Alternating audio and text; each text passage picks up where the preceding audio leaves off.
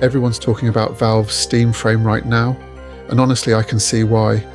On paper, Valve have put together something genuinely compelling. With the Steam frame expected to be released any day now, Valve are bringing SteamOS to a purpose-built ARM-based VR headset, combining the openness of a PC gaming platform with the convenience of standalone VR. It promises access to one of the largest game libraries in the world, a more open ecosystem than most standalone headsets, and a platform Valve can continue evolving for years to come. And competition like this is exactly what VR needs. But the more I read about Meta's Project Phoenix, the more I get the feeling Meta could end up stealing the spotlight. I've been reading pretty much every Project Phoenix leak I can find over the past few weeks, and I have to admit, I'm getting pretty hyped for this thing. Now obviously, none of this is official, but if even half of these rumours turn out to be true, I honestly think Meta could have something really special on its hands. If the leaks are anywhere near accurate, we're supposedly looking at a headset weighing around 110 grams, an external compute puck, micro-OLED displays, rumoured to be around 2,560 pixels per eye, pancake lenses, eye tracking with dynamic foveated rendering, advanced hand and pinch tracking, next generation colour mixed reality, and Qualcomm's powerful brand new Snapdragon Reality Elite processor, recently featured in Xreal's Aura XR glasses. Compared with Qualcomm's previous high-end XR chip, it promises up to 60% more GPU performance, 30% more CPU performance, and a huge 160% increase in AI processing. For gaming, that extra processing and graphics power is arguably the most exciting part.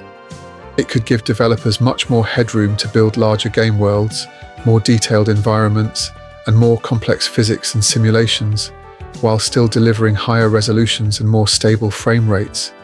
It could also improve VR-specific optimization techniques, such as game super resolution, eye-tracked foveated rendering, and space warp-style frame generation, helping games look sharper, run more smoothly, and place less strain on the hardware.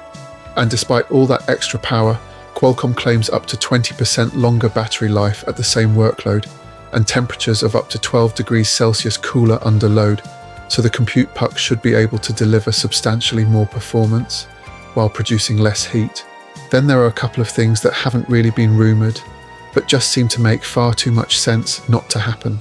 For me, support for existing Quest Touch Plus and Quest Pro controllers is an obvious one, and I'd absolutely love to see USB-C DisplayPort support through the compute puck. Imagine plugging Phoenix directly into a Windows laptop or Mac for productivity, using those micro-OLED displays as virtual monitors, then switching over to a true wired PCVR mode with lower latency and uncompressed visuals, alongside Meta's existing wireless streaming.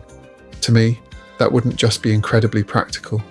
It could also become one of Phoenix's biggest advantages, giving people the flexibility of both a high-quality wired connection and the convenience of wireless, all in the same device. Honestly though, the thing I'm probably looking forward to the most isn't actually the processor, it's the move to micro-OLED.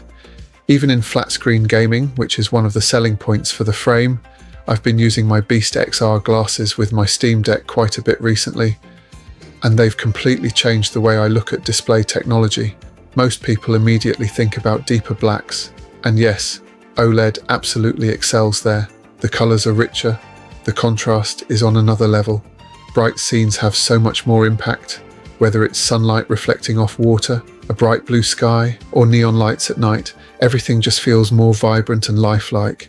My XR glasses are only around 1200p per eye, yet I'd still choose those micro-OLED displays over an LCD headset for flat gaming every single time. It really made me realise that resolution isn't everything. If Phoenix combines high-quality micro-OLED panels with what I already consider Meta's class-leading pancake optics, I genuinely think media consumption and gaming could look absolutely phenomenal. The hardware alone isn't Meta's biggest advantage. Meta already has by far the biggest standalone VR ecosystem, with thousands of games and apps that have been built up over the last few years. But I actually think the bigger story is Horizon OS.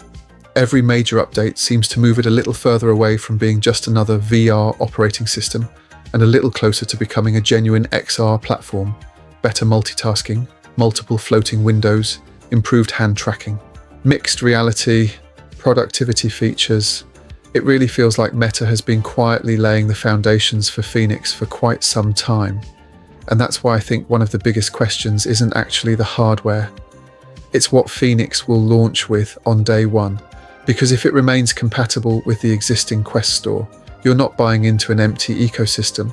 You're instantly getting access to thousands of games and apps that already exist. To me, that's a massive advantage.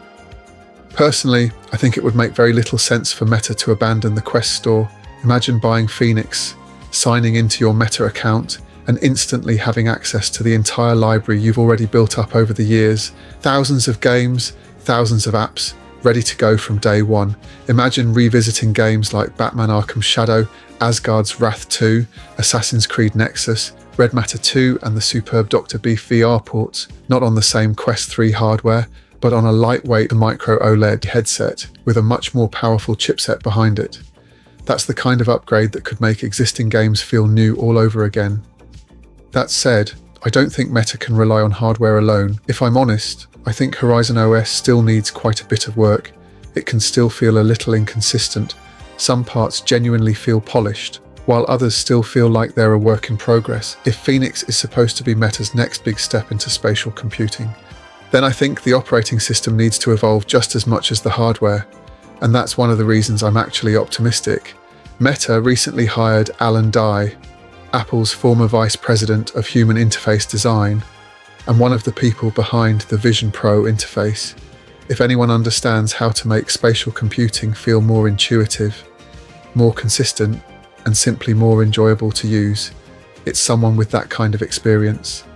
Hopefully, he can bring the polish that Horizon OS still feels like it's missing, because if Meta can combine a refined operating system, its mature ecosystem, a powerful compute puck, and a lightweight micro-OLED visor, Phoenix could finally bridge immersive VR with practical everyday XR, powerful enough for serious gaming, yet light enough for entertainment, virtual displays, and everyday computing. If Meta gets it right, Phoenix might not just represent the future of Meta's devices, it could represent the next step beyond today's traditional VR headsets. I'm Frank Hunter, and thanks for watching. Until the next one, take care.